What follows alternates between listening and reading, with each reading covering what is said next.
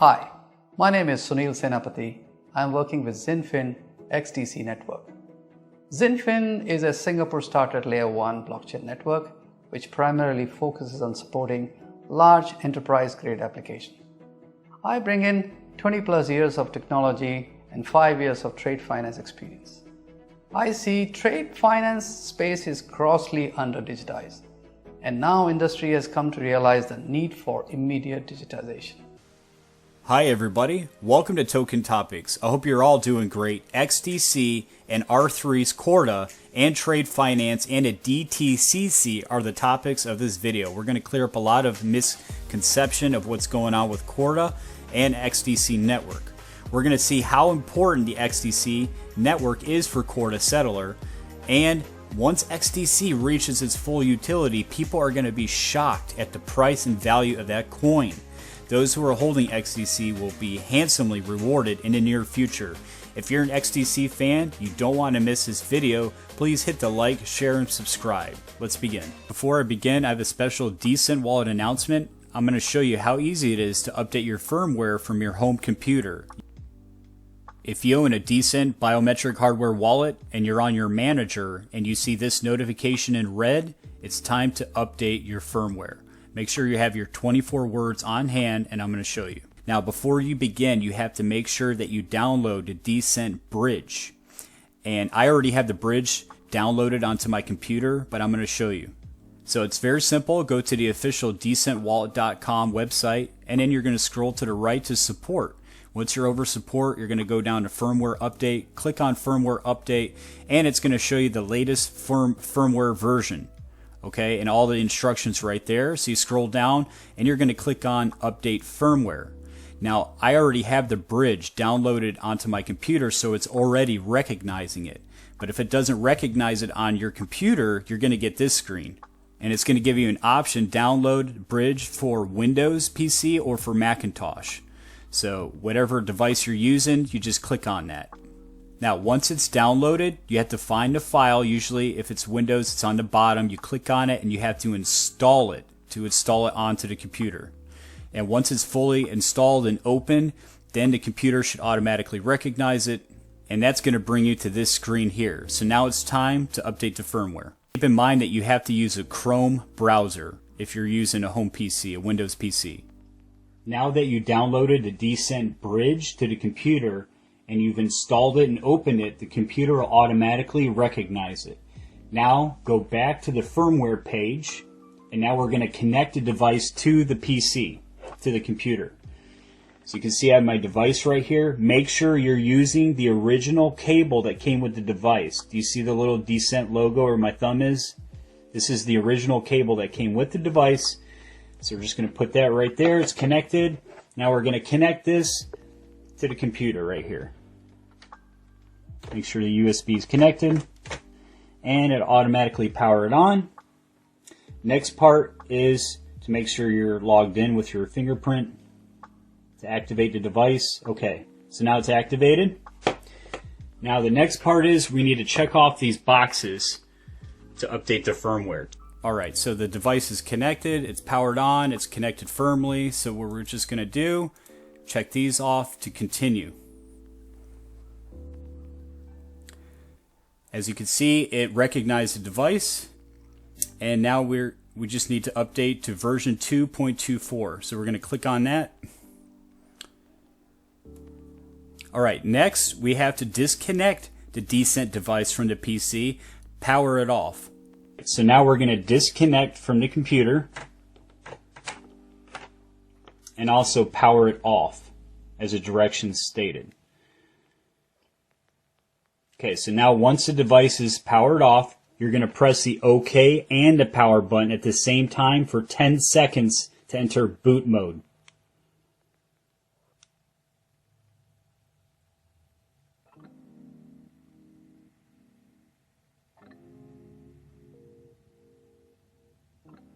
Okay, now once it's on bootloader mode, we're going to put that down. Now we're going to plug it back into the PC through the USB cable. It recognizes it, make sure it's still on the bootloader mode. Alright, now that it's on boot mode and reconnected to the PC through the USB cable, now we click Update Firmware. So click on that, Update Firmware. And now it's in the middle of updating. It is important, it is imperative that you do not disconnect it or power off the computer. That would be bad. Just let it finish its process. And it takes around 10 minutes. As you can see, we're 87% done. Alright, and we are finished. It's at 100% now. Now it's safe to disconnect the DCENT wallet from the PC. As you can see, it is finished. So I'm just going to disconnect it. And you can power it off. Power it back on.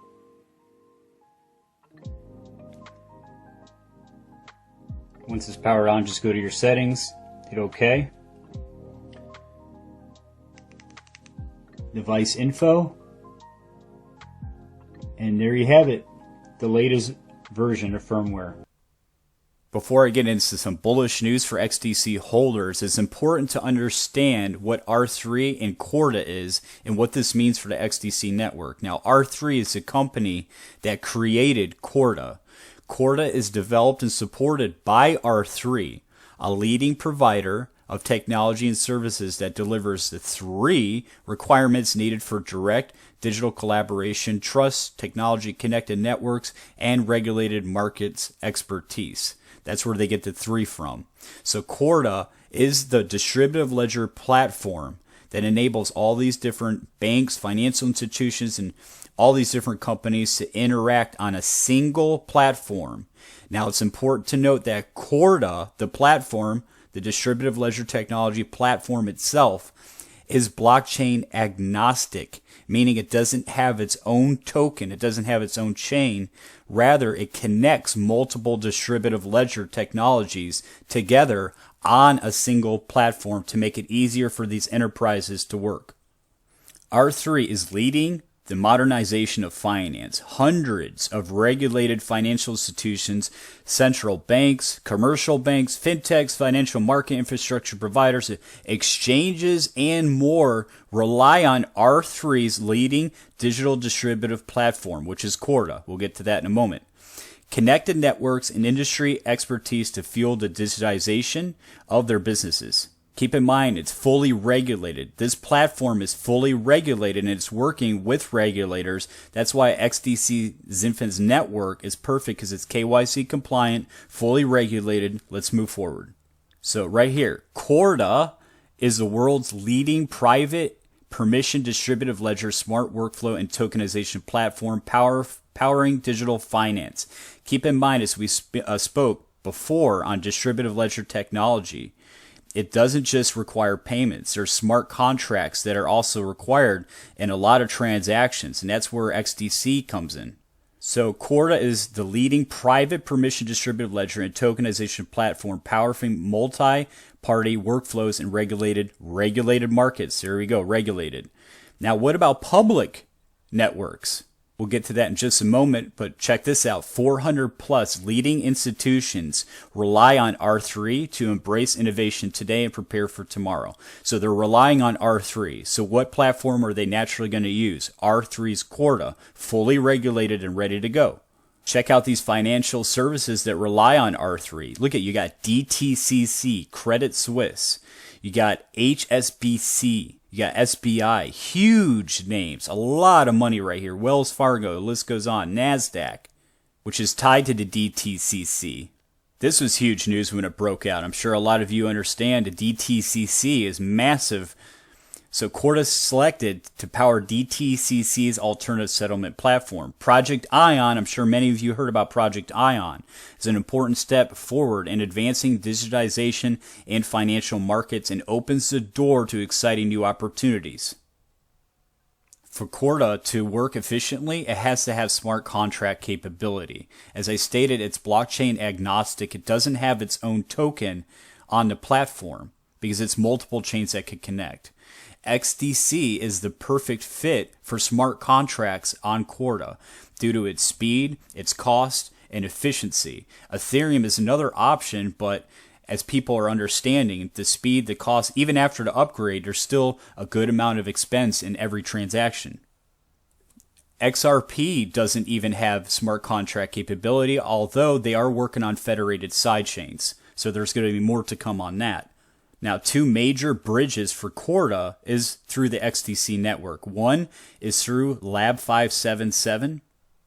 They created what's called the Dazzle, and then also Impel created a bridge to CORDA on the XDC network. But it doesn't just stop here. There's going to be more bridges and more to connect to CORDA in the future, but this is what we have to work with right now. So this is back in 2021. So Lab 577, an established software firm and nexus for emerging technologies, financial services, they announced that XinFin's XDC, an enterprise-ready hybrid blockchain company, is the first company to utilize the Dazzle crypto bridge to CORDA. I add that in to CORDA. So this bridge enables the XDC to move from the XDC network over to CORDA, if that makes sense, to be used as a settlement token inside CORDA, inside the platform. So the Dazzle is built on CORDA and uniquely designed to be interoperable with other DLTs. So guess what? That includes XRP Ledger, Stellar, any of those in the future to come. More information will come out. We don't know what's going on right now, but I'm giving an example that it allows to be interoperable with other DLTs for consolidation of technology over time. So because as the technology progresses, things are going to change. So guess what? This is the first CORDA crypto bridge is the Dazzle to the XDC network. That's the first. Then we have Impel. So what this means is that value can freely move between CORDA, public network, and other leading public blockchains through the Dazzle. This bridge enables the XinFin XDC network to significantly increase its interoperability with the CORDA ecosystem, providing direct access to the business networks and financial institutions active on CORDA. So any of those networks, any of those businesses, any of those banks, any of those financial institutions that are using CORDA will be enabled to use that bridge, which will reflect on XDC's value because it's going to have to flow through the XDC network. As of now, they become the leading token of value within the public CORDA network. So within the public CORDA network, XDC is the leading token because of those vital bridges. It doesn't stop just there. So to put it simple, it allows the XDC network to be able to bridge and operate and interconnect with multiple different ledgers. Now I want to bring you to Impel. Impel also utilizes the XDC network. Impel is a fintech innovator that uses blockchain technology to deliver financial messaging, the ISO 222, with optional collateral for instant settlement and a bridge to the R3 CORDA platform to future-facing banks and fintechs. So right there, we have another bridge. XDC network is probably one of the most, if not the most vital blockchain for CORDA right now.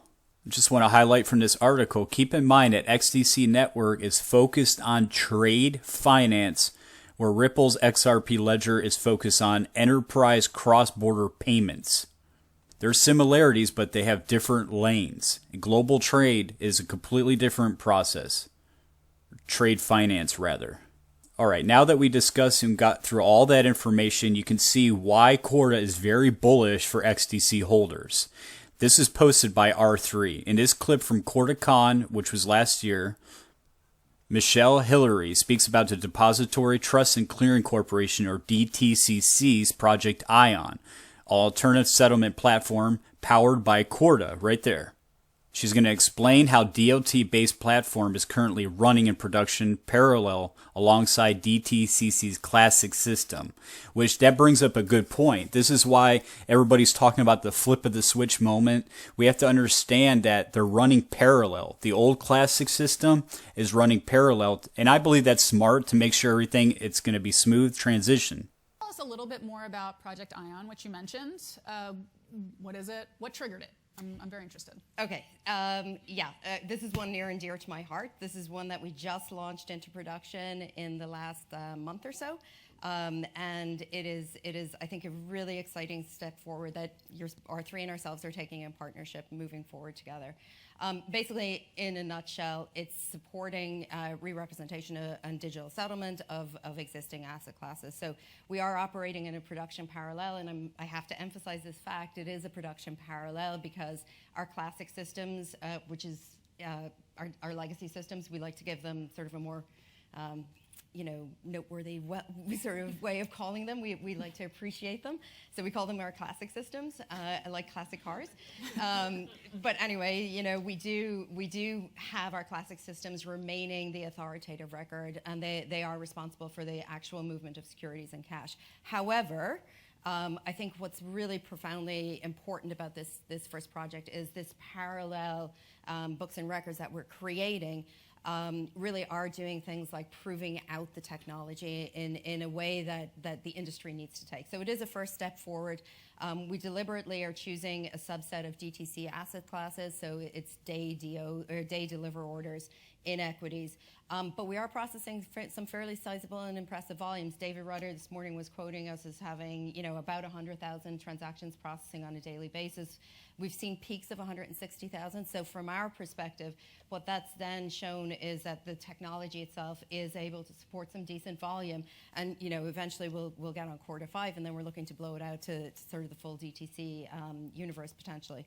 I don't know about you, but I'm ready for the full DTCC explosion. Now, this is very bullish for crypto in general. MasterCard CEO in 2023 will be laser focused on using crypto technology to create practical products, build trust, and solve problems for people. This is thanks to Blockworks. Let's go ahead and listen. So let's say you are a UAE-based company and you're importing T-shirts from Malaysia. How today you pay for that is a very cumbersome thing. If you're a small, medium-sized company, it's expensive. It takes days. You don't know what amount will cover. And there's a lot of challenges. So blockchain-based payment can address that. It gives you visibility, it gives you speed and all of that. So we are investing a lot in innovation around using this technology, which is not related to this topic of crypto volatility and the crypto winter and all of that is really dominating the headline. I think it's really important to look at the fundamental capabilities of this technology and don't lose sight of that amidst all of the noise.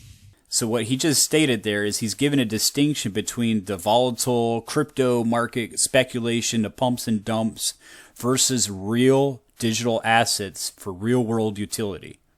Now I'd like to introduce you to Sunil Senapati. He's a Chief Operating Officer of XinFin.